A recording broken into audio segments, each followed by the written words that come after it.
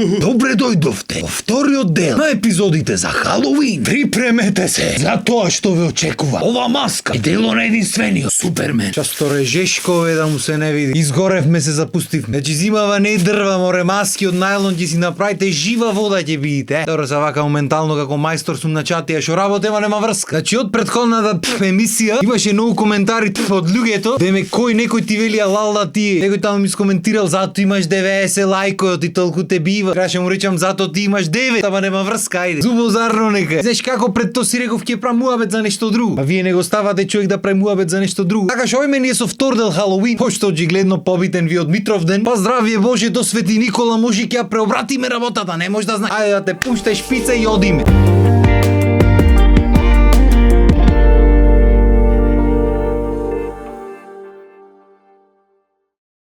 Што сторе потење овај најлонов. Зато најлон носеле овие што слабеат ќе се наоблечи цел шушкавци најлон и чуда и после то припаѓај по пато. Хај како не сум знаел носа само ќе ослаба. Иначе ова ето. Ова беше маска на време. Можеше ти чаршаф да земиш да дупниш две дупки, ама го дупниш две дупки на чаршаф од дома трешници ќе ајше, ама нема врска. Ајде се, денешно време то не се прави. Денешно време се е семејно насилство бе брат. Ако се развикаш на децата е семејно насилство. Али ајде то друга тема е да не отварено ди тешка е многу. Полесна е. Ова беше маска на време. Сад душа ова може и вака маска да биде. Очине и уста и тоа е тоа. Сам ќе направи за носо, ама немаше доволно простор овде. Аз пошто капа носа, да му стрејата вака да излезе. Е тоа беше Халоуин костум на време. Просто и едноставно. Или ете пример кај нас се маскираа децата за 1 април. И тоа не знам од кај излезе. А 1 април беше април или нешто она ти реков ми рече. Ама добро, ајде се маскира, ќе направат нешто смешно, интересно, ќе се маскира. Не бе батуле, да е нешто време, модерни сме, Халоуин ќе славиме. И пак ќе речам, ако ти е мирак на душичка да го сакаш, што сакаш слави си. Сакаш секој ден поен празник слави си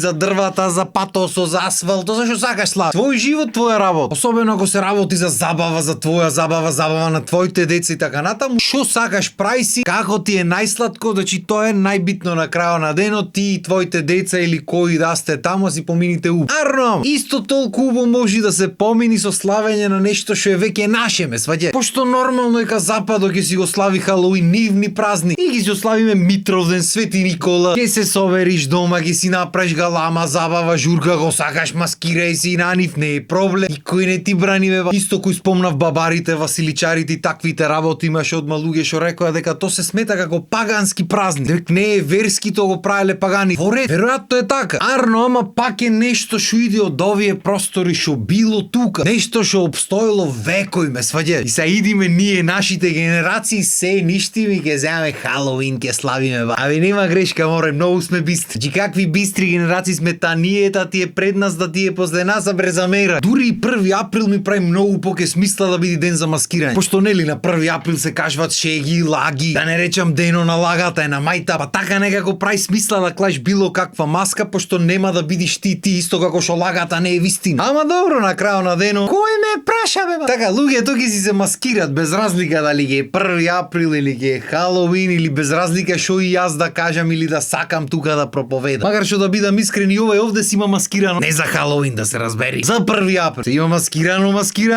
од онаму тинеџерко беше. Седи море. Се ги речи што се маскира. Пошто се маскират сите мажи. Или си војник, пошто сите имаме некои војнички панталони подома од некој родител, вујко, стрико или ловџиски исто такви маскирни да речи. Или полицаец, пошто сите имаме па нешто подома од некој. Или каубоец, пошто ќош ќе купиш капа има па овие продавници, маркети така натаму од кај било ѓена. Или мајстор, пошто сите имаме работнички алишта дома. И порано сите знаевме од весник да ги правиме оние капчињата мајсторите што и носе, а сега не памтам ја. Се имаме заборавено. А чим не памтам јас, младите генерации што ме гледат во моментот си велат какви капчиња од весник, што зборува?